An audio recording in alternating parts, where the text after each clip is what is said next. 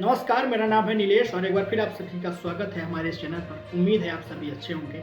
आज हम बात करेंगे जो बीते 2 दिनों से संसद में चल रहा है, यानी कि सोमवार और मंगलवार यानी 18 और 19 दिसंबर को जो हुआ, वो अपने आप में एक इतिहास के रूप में दर्ज होने वाला है। क्यों बोल रहा हूँ ये, इसके पीछे कारण है और वो आंकड़े हैं। 141 सांसदों का बीते 2 दिनों में निलंबन हो चुका है। लेकिन सवाल ये है कि क्या इससे पहले भी इतनी बड़ी तादाद में सांसदों का निलंबन हुआ है? उसका जवाब है हाँ। लेकिन कब हुआ है और क्यों हुआ था, वही पूरी जानकारी आपको मैं इस वीडियो में दूंगा। लेकिन वीडियो की पूरी जानकारी शुरू करूं उससे पहले मैं आपको बीते 2 दिनों में जो कुछ भी हुआ है संसद में, उसकी पूरी जानकारी, थोड़ी सी भूमिका आपको बता देता हूं कि संसद के शीतकालीन सत्र के दौरान विपक्षी सांसदों का निलंबन अभी भी हो रहा है। यानी सोमवार और मंगलवार को निलंबन हुआ। मंगलवार को एक बार फिर से 49 लोकसभा सांसदों को शेष सत्र से निलंबित कर दिया गया। इस सत्र में अब तक 141 सांसद निलंबित हो चुके हैं। इनमें 95 लोकसभा के और 46 राज्यसभा के सांसद मौजूद हैं। भारत के संसदीय इतिहास में ये अब तक की सबसे बड़ी कार्रवाई है। बीते 7 दशक में इस तरह की सबसे बड़ी कार्रवाई इससे पहले 1989 में हुई थी। उस वक्त भी निलंबित किए गए जो सांसद थे उनकी कुल संख्या 63 थी और इस बार 141 है। अब आंकड़ा आप देख लीजिए कि इस बार के निलंबन और 1989 में हुए निलंबन में कितना बड़ा फर्क है। विपक्ष के कुल 63 सांसदों को 3 दिन के लिए 1989 में निलंबित किया गया था। तत्कालीन संसदीय कार्य मंत्री HKL भगत ने सांसदों को निलंबन का प्रस्ताव पेश किया था। विपक्ष दल तेलुगु देशम पार्टी यानी TDP, जनता पार्टी और मार्क्सवादी कम्युनिस्ट पार्टी CPM सहित अन्य दलों के कुल 63 सांसदों को निलंबित कर दिया गया था। हालांकि बाद में इनका निलंबित सांसदों को अशोभनीय आचरण के लिए उस समय के लोकसभा स्पीकर बलराम जाखड़ से माफी मांगी और इसके बाद लोकसभा अध्यक्ष ने एक ही दिन में इन सभी 63 सांसदों का निलंबन रद्द कर दिया था। अब सवाल ये उठता है कि आखिर इन 63 सांसदों को 1989 में निलंबित क्यों किया गया था, तो उसका भी जवाब आपको बता देता हूँ। मार्च 1989 की बात है। उस वक्त कांग्रेस की सरकार थी। राजीव गांधी देश के प्रधानमंत्री थे। अक्टूबर 1984 में प्रधानमंत्री इंदिरा गांधी की हत्या हुई थी और उसके बाद चुनाव हुआ।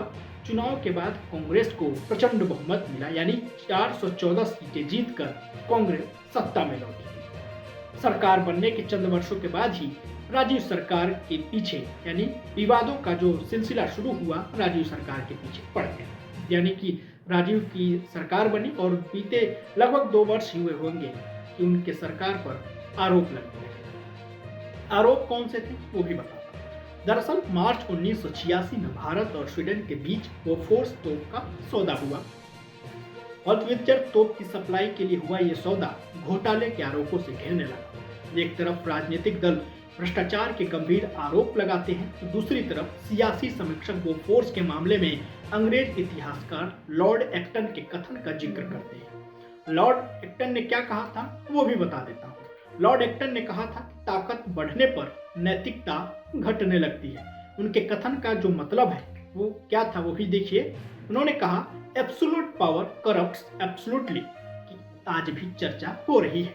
यानी जो एक्टन ने पहले कहा था उसका चर्चा आज भी होता है। अब आगे बढ़ते हैं। 1989 आता है और विपक्ष राजीव सरकार के खिलाफ एकजुट हो जाता है। विपक्षी एकजुटता में बड़ी भूमिका निभाई कभी राजीव गांधी की बेहद करीबी रहे विश्वनाथ प्रताप सिंह। चुनावी साल में विपक्षी दलों के आक्रामक तेवरों से घिरी कांग्रेस पर लोकतंत्र विरोधी और विपक्ष की आवाज दबाने के गंभीर आरोप लगे। मार्च 1989 में संसद का बजट सत्र चल रहा था। राजीव गांधी के नेतृत्व वाले कांग्रेस शासन के दौरान इंदिरा गांधी हत्याकांड की जांच के लिए जस्टिस ठक्कर आयोग का गठन भी हुआ था।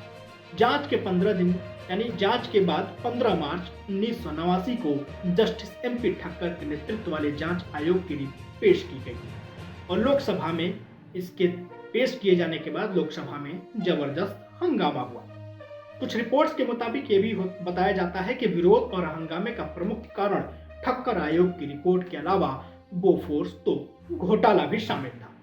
तो ये थी पूरी जानकारी कि 1989 में 63 सांसदों का निलंबन क्यों किया गया था और भारत के संसदीय इतिहास में सबसे ज्यादा निलंबन 2023 में हुआ है। 2 दिनों में 141 सांसदों का निलंबन हो चुका है।